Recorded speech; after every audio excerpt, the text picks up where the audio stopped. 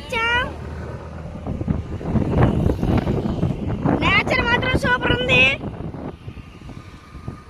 ఇక్కడ నుంచి వెళ్తుంటే మొత్తం ఎండ ఉన్నా సరే చాలా చల్లగా అనిపిస్తుంది చెట్ల మధ్యలో.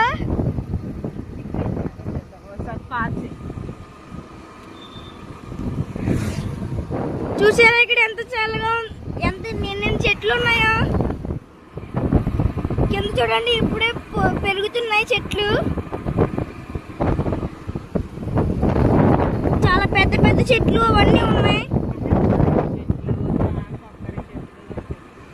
చూసారా కొబ్బరి చెట్లు, అరటి చెట్లు, అన్ని అరటి చెట్లు కొబ్బరి చెట్లు ఎక్కువగా ఉన్నాయి. ఆత్రేయపురం పూతరేకులకి ఫేమస్ అన్నమాట.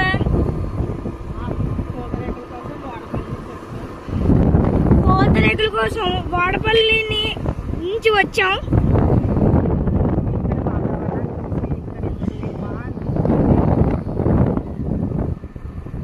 వెంకటేశ్వర స్వామిని దర్శనం చేసుకొని మీరైతే ఖచ్చితంగా ఒక్కసారైనా ఈ ప్లేస్ విజిట్ చేయండి.